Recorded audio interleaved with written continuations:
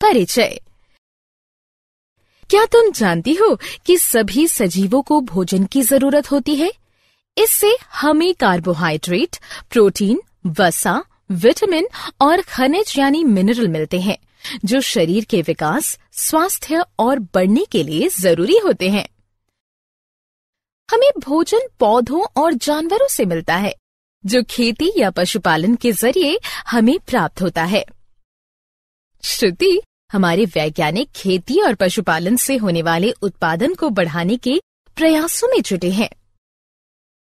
हाँ, ऐसा इसलिए है कि हमारे देश की जनसंख्या काफी अधिक है और यहाँ 1 अरब से अधिक लोग रहते हैं, जिनकी संख्या बढ़ती ही जा रही है।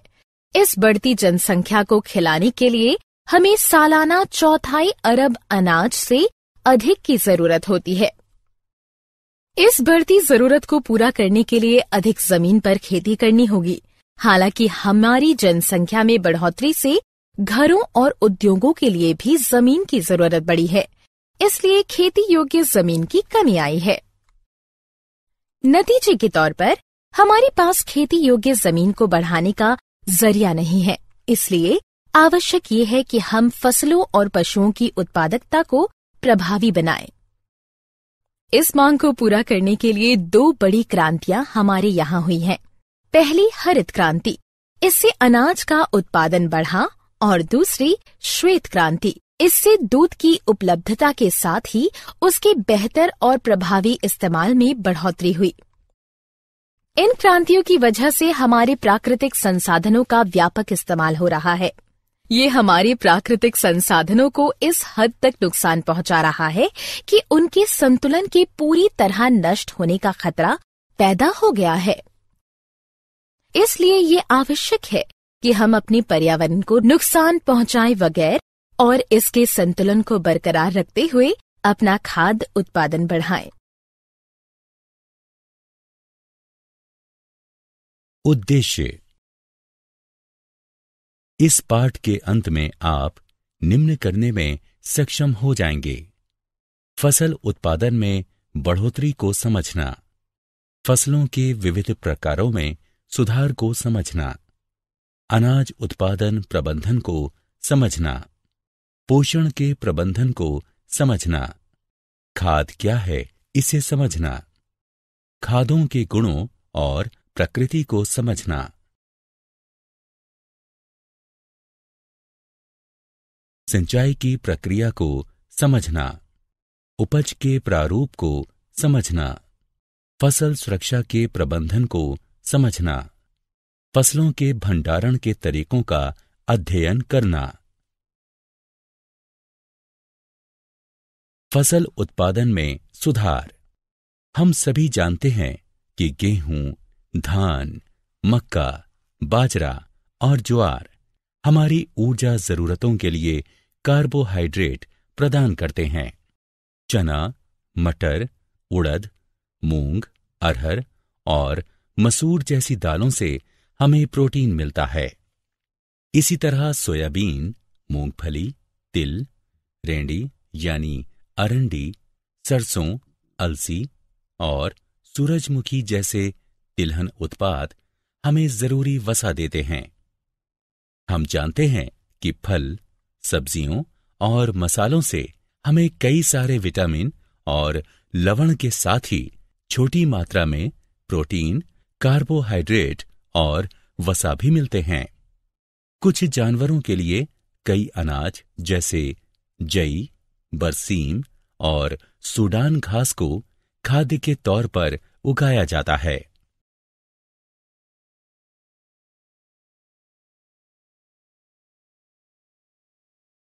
रबी और खरीफ फसलें। क्या आप जानते हैं कि अलग फसलों के लिए अलग प्राकृतिक वातावरण, तापमान और अवधि की जरूरत होती है ताकि उनका उचित विकास हो और जीवन चक्र पूरा हो सके। हमने पहले ही अध्ययन किया है कि पौधों और फूलों का विकास सूरज की रोशनी पर आश्रित है। कुछ अनाज बरसाती मौसम में बोए जाते हैं, उनको खरीफ फसल कहते हैं, जिसका समय जून से अक्टूबर तक होता है। धान, सोयाबीन, अरहर, मक्का, कपास, हरा चना और उड़द को खरीफ की फसल कहा जाता है। कुछ फसलें जाड़ों में उगाई जाती हैं, जिसे रबी का मौसम कहते हैं। ये नवंबर से अप्रैल तक होता है। गेहूं, चना, मटर, सरसों और अरंडी आदि रबी की फसलें हैं। भारत में 1960 से सन 2004 तक अनाज उत्पादन में 4 गुना बढ़ोतरी हुई है, जबकि कृषि योग्य भूमि में केवल 25% की बढ़ोतरी हुई है। कृषि कार्य को 3 चरणों में बांट सकते हैं। पहला, बोने के लिए बीजों का चयन। दूसरा, फसल की रोपाई के बाद देखभाल का चरण है। तीसरा चरण, फसल के विकसित होने और कटाई के बाद उसकी सुरक्षा का है। इसीलिए अनाज उत्पादन को सुधारने की मुख्य गतिविधियों को निम्नांकित में बांट सकते हैं। फसल की किस्मों में सुधार, फसल उत्पादन में सुधार, फसल सुरक्षा का प्रबंधन। फसल की किस्मों में सुधार। अच्छी उपज देने वाली फसल की किस्म का चुनाव कई तरह या प्रकार की फसलों के बीच से किया जाता है। इन्हें कई गुणों जैसे बीमारी प्रतिरोधक क्षमता, खाद के साथ अभिक्रिया, उत्पादन की गुणवत्ता और ऊंची उपज इत्यादि के आधार पर उपजाया और छांटा जाता है। वांछित गुणों को फसल की किस्मों में डालने की पहली विधि वर्ण संकरीकरण या हाइब्रिडाइजेशन है। वर्ण संकरीकरण का मतलब आनुवंशिक तौर से भिन्न पौधों का युग्मन करना है। वर्ण संकरीकरण अंतर प्रजातिक 2 अलग प्रजातियों, अंतर जातीय यानी एक ही जीन की 2 अलग नस्लों और अंतरवंशीय यानी अलग अलग जीन वाले हो सकता है। फसल को सुधारने का दूसरा तरीका ऐसे जीन को उनमें डालना है जो वांछित फल दे सकता है। इससे जीन संवर्धित फसलों की प्राप्ति होती है। फसलों की पैदावार और बुआई के तरीके मौसम, मिट्टी की गुणवत्ता और पानी की उपलब्धता पर निर्भर करते हैं। क्योंकि सूखा और बाढ़ जैसे हालात अप्रत्याशित हैं, तो विभिन्न प्राकृतिक हालात और लवणीय मिट्टी आदि के प्रति सहनशील किस्मों को उपयोगी माना जाता है। फसलों की किस्म सुधारने के कारक। फसलों की किस्म सुधारने के लिए कई कारक जिम्मेदार हैं। इनमें से कुछ इस प्रकार हैं। ऊंची उपज फसलों की प्रति एकड़ उत्पादकता बढ़ाने के लिए फसलों की किस्म को सुधारा जाता है। सुधरी गुणवत्ता। हर एक फसल की गुणवत्ता दूसरे से अलग हो सकती है। गेहूं में पकने की खासियत, दाल में प्रोटीन, तिलहन में तेल का होना और फल एवं सब्जियों में भंडारण की गुणवत्ता का होना बहुत जरूरी है। जैविक एवं अजैविक प्रतिरोध। विभिन्न हालात में अनाज उत्पादन कई सारे जैविक और अजैविक तनाव एवं कारण से कम हो सकता है। इसीलिए इन जैविक जैसे बीमारियां, कीड़े और कृमि और अजैविक जैसे सूखा, लवणीयता, बाढ़, ठंड और पाला, इन कारकों की प्रतिरोधी किस्मों का विकास हो तथा उत्पादन बढ़ सके। परिपक्वता। अवधि में परिवर्तन। अनाज उत्पादन की लागत कम करने के लिए कम अवधि की नस्लों को विकसित करना होगा। एक जैसी परिपक्वता अवधि कटाई की प्रक्रिया को आसान बनाकर इस दौरान होने वाले नुकसान को कम करता है। व्यापक अनुकूलन। ऐसी नस्लों को विकसित करने की जरूरत है जो विभिन्न पर्यावरणिक स्थितियों में भी जीवित रह सकें। वांछनीय कृषि आर्थिकी लक्षण।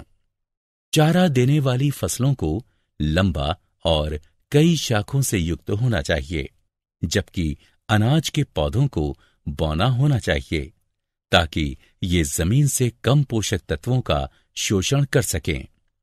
इसीलिए वांछनीय कृषि आर्थिकी लक्षणों से युक्त नस्ल का विकास उच्च उत्पादकता के लिए सहायक होता है। फसल उत्पादन प्रबंधन। भारत में छोटे से लेकर बहुत बड़े जोत यानी खेत मौजूद हैं। छोटे किसानों के पास बड़े किसानों की तुलना में कम जमीन, पैसा और सूचना तकनीक तक पहुंच होती है। उच्चतर निवेश और उपज में एक अंतर संबंध है। किसान की वित्तीय स्थिति निवेश की क्षमता को निर्धारित करती है, जिससे आखिरकार खेती की व्यवस्था और उत्पादन के तरीके तय होते हैं। इसलिए उत्पादन के तरीके विभिन्न स्तरों के हो सकते हैं। कोई लागत नहीं वाला उत्पादन, कम लागत वाला उत्पादन और उच्च लागत वाला उत्पादन का तरीका।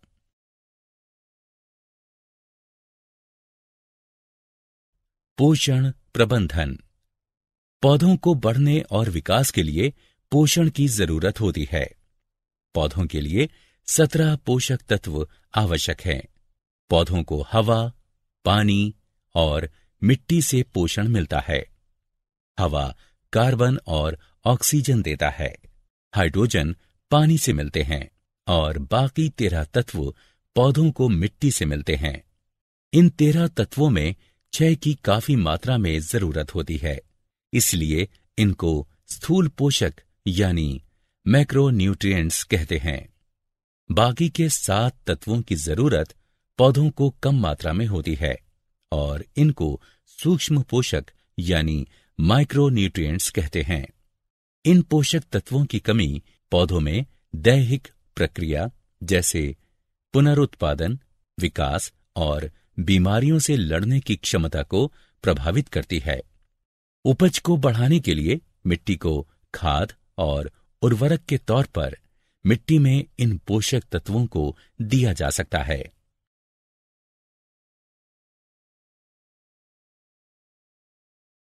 खाद यानी मैन्योर में बड़ी मात्रा में जैविक तत्व के साथ ही मिट्टी को मिलने वाले पोषक तत्व भी थोड़ी मात्रा में होते हैं। ये खाद पशुओं के गोबर और पौधों के सड़ने गलने से बनता है। खाद से मिट्टी में पोषक तत्व और जैविक तत्व बढ़ते हैं, जिससे भूमि की उर्वरता और उसका संगठन दुरुस्त होता है। बलुआ मिट्टी में खाद डालने से उसकी जल ग्रहण क्षमता बढ़ती है। चिकनी मिट्टी में खाद डालने से निकासी दुरुस्त होती है और पानी लगने की समस्या कम होती है। खाद के इस्तेमाल में हम जैविक कचरे का इस्तेमाल करते हैं, जो हमारे पर्यावरण को रासायनिक खाद के अत्यधिक इस्तेमाल से बचाता है। जैविक कचरे का इस्तेमाल कचरे का पुनर्चक्रण यानी रिसाइकलिंग भी संभव करता है। इस्तेमाल होने वाले जैविक पदार्थ के आधार पर खाद को 3 वर्गों में बांट सकते हैं: कंपोस्ट, वर्मी कंपोस्ट और हरित खाद। कंपोस्ट जैविक तत्वों और पोषकों से समृद्ध होता है। यह गोबर, घरेलू कचरे, नाले की गंदगी, पुआल, उखाड़े, खरपतवार इत्यादि से बनता है, जिसे एक गड्ढे में सड़ाया जाता है। वर्मी कंपोस्ट पौधों और पशुओं के गोबर को तेजी से सड़ाने के लिए जब केंचुओं का इस्तेमाल किया जाता है तो उसे वर्मी कंपोस्ट कहते हैं। हरित खाद फसलों के बिचड़ों की बुआई से पहले ग्वार और कुछ खरपतवार खेत में उगाते हैं, जिसे मिट्टी में हल चलाकर मिला दिया जाता है। ये हरे पौधे इस तरह हरित मैन्योर में बदल जाते हैं, जो मिट्टी में नाइट्रोजन और फास्फोरस की मात्रा बढ़ाने में सहायता करते हैं।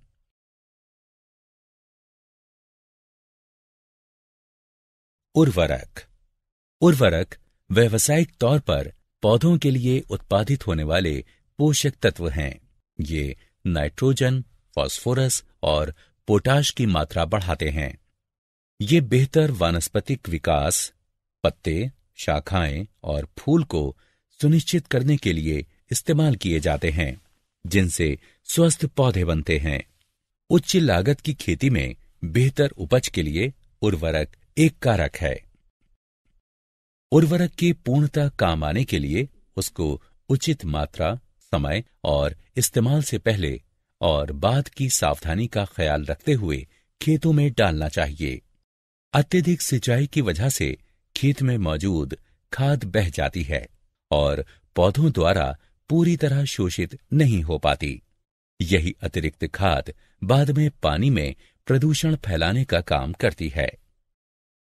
उर्वरक का लगातार इस्तेमाल मिट्टी की उर्वरता को खत्म कर सकता है, क्योंकि उसमें मौजूद जैविक तत्व की क्षतिपूर्ति नहीं हो पाती और सूक्ष्म जीव विनष्ट हो जाते हैं।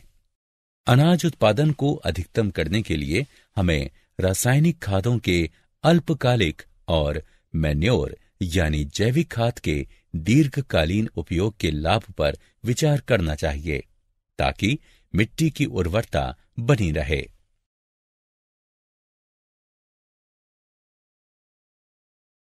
जैविक खेती। जैविक खेती एक ऐसा तरीका है जिसमें रासायनिक खाद, कीटनाशक, खरपतवार नाशक इत्यादि का बहुत कम या नहीं के बराबर इस्तेमाल किया जाता है। साथ ही इसमें जैविक मैन्योर, पुनर्चक्रित कृषि कचरा, पुआल और गोबर आदि नीले हरे शैवाल को सुखाकर जैविक खाद के तौर पर पर्याप्त मात्रा में डाला जाता है। भंडारण के समय नीम के पत्तों या हल्दी का इस्तेमाल जैविक कीटनाशक के तौर पर किया जाता है। उत्पादन की ऐसी व्यवस्था कीड़ों मकोड़ों की रोकथाम में सहायक होने के साथ ही पोषक तत्वों की पूर्ति में भी लाभकारी है।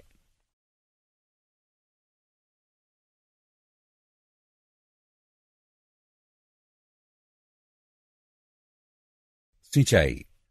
फसलों तक नहरों, जलाशयों, कुओं, ट्यूबवेल वगैरह के माध्यम से पानी पहुंचाने की तकनीक को ही सिंचाई कहते हैं।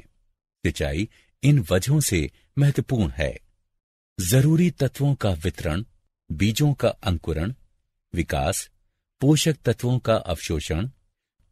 मिट्टी में हुई पानी की कमी को सिंचाई के पानी से पूरा करने की तकनीक और प्रारूप मशीन को ही सिंचाई व्यवस्था के नाम से जानते हैं। 4 तरह की सिंचाई व्यवस्था है। कुओं का निर्माण भूजल के दोहन के लिए किया जाता है। ये 2 तरह के होते हैं, जैसे खोदा हुआ कुआं और ट्यूबवेल। खोदे हुए कुएं में भूजल की तालिका अवस्थिति के अनुसार ही पानी उपलब्ध होता है। नहरों का संबंध नदी या जलाशय, रिजर्वायर से होता है, ताकि पानी की आपूर्ति हो सके। इसे उपनहर और वितरकी यानी डिस्ट्रीब्यूटरीज में बांट देते हैं। रिवर लिफ्ट व्यवस्था। जिन इलाकों में नहर की धारा कम या अनियमित है, वहां लिफ्ट व्यवस्था अधिक तार्किक है। इसमें नदी के नजदीकी इलाकों में सीधा नदी से ही पानी लेकर सिंचाई की व्यवस्था की जाती है। टैंक उन छोटे भंडारकों को कहते हैं जो छोटी मात्रा में पानी को रोकते और बहाते हैं।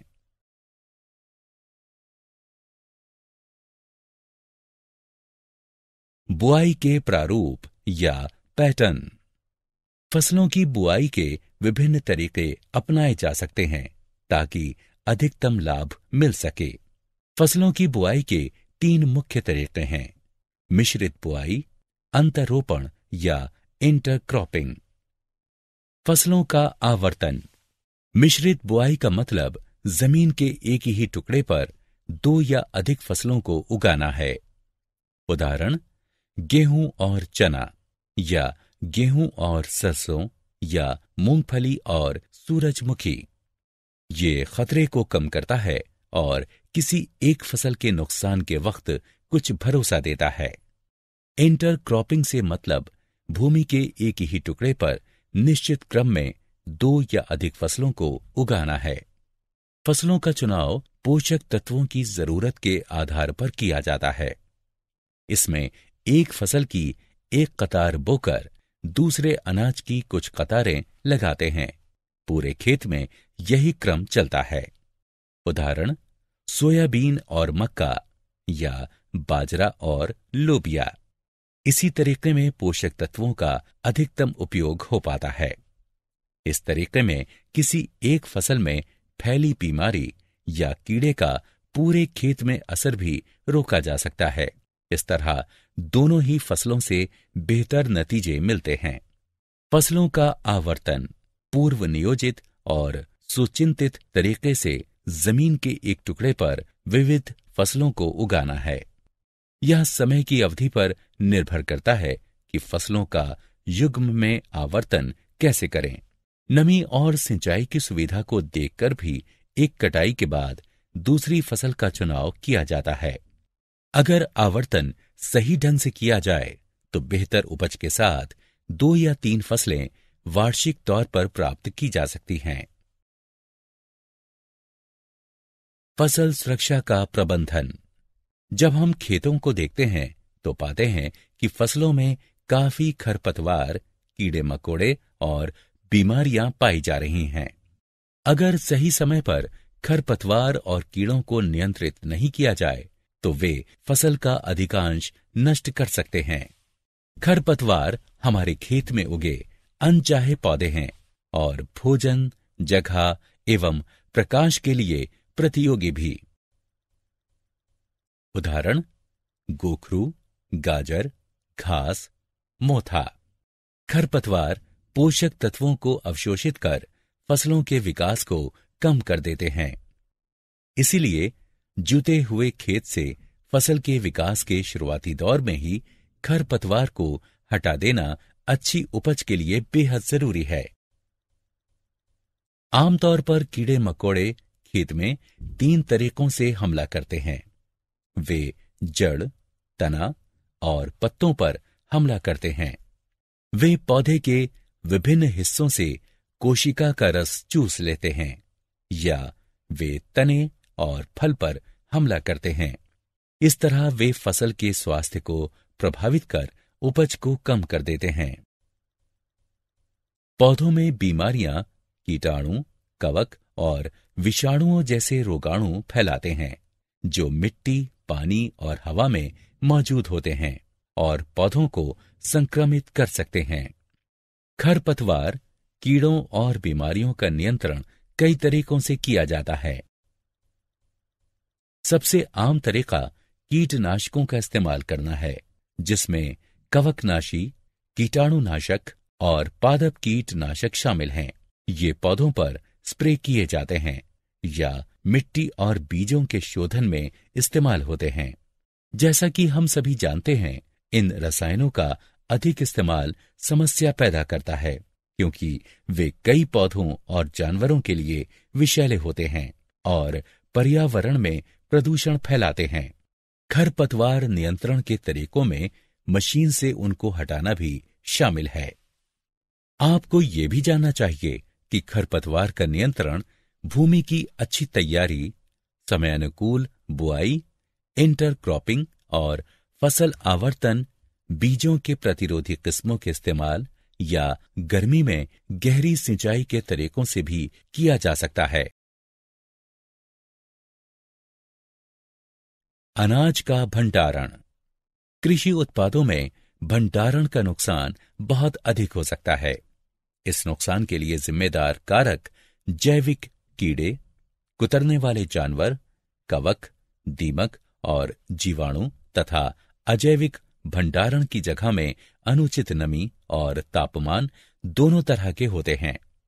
आप जानते हैं कि ये कारक गुणवत्ता में कमी, वजन में गिरावट, रद्दी उर्वरता, उत्पाद का फीका पड़ना वगैरह के जिम्मेदार होते हैं और आखिरकार इन सब से उत्पादों की बिक्री पर संकट आता है। इन कारकों पर उचित उपचार और गोदामों के व्यवस्थित प्रबंधन से काबू पाया जा सकता है। नियंत्रण और निरोध के उपाय अनाज के भंडारण से पहले अपनाए जाते हैं। इनमें शामिल हैं भंडारण से पहले उत्पाद की सख्त सफाई, पहले धूप और फिर छांव में उत्पाद को सुखाना और कीड़ों को मारने वाले रसायनों का धूमन।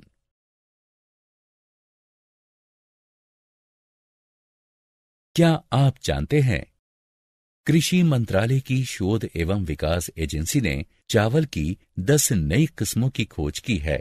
उम्मीद है कि इससे उत्पादन में बढ़ावा मिलेगा और उपज में बढ़ोतरी होगी, ताकि जलवायु परिवर्तन के आयाम में खाद्य उत्पादन को बढ़ावा मिल सके।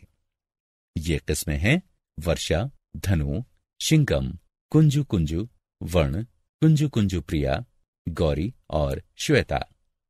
इसी तरह श्री अरुण और श्री वरुण मीठे आलू की नई किस्में हैं।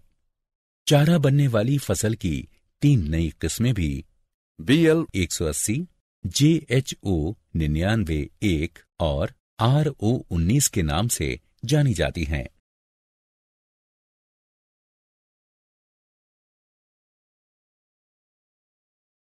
सारांश।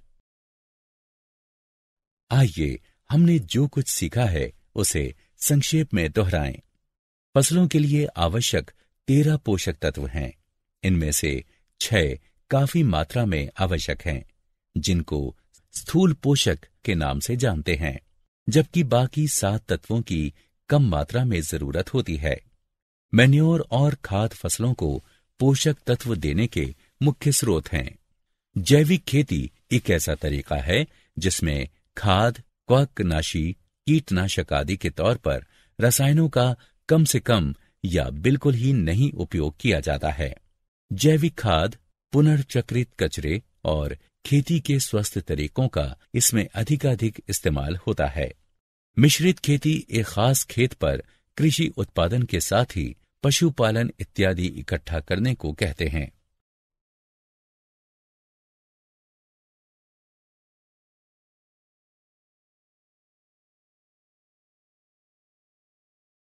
मिश्रित बुआई एक ही जमीन पर 2 या अधिक फसलों को एक साथ बोने को कहते हैं। इंटरक्रॉपिंग का मतलब निश्चित तरीके से 2 या अधिक फसलों को बोने से है। फसल आवर्तन का मतलब जमीन के एक टुकड़े पर विभिन्न फसलों को निश्चित तरीके से एक के बाद एक बोना है। उच्च उत्पादन, अच्छी गुणवत्ता, जैविक और अजैविक प्रतिरोध, पकने की अवधि को कम करने, व्यापक अनुकूलन और वांछनीय कृषि आर्थिक गुणों की प्राप्ति के लिए गुणवत्ता में बढ़ोतरी आवश्यक है।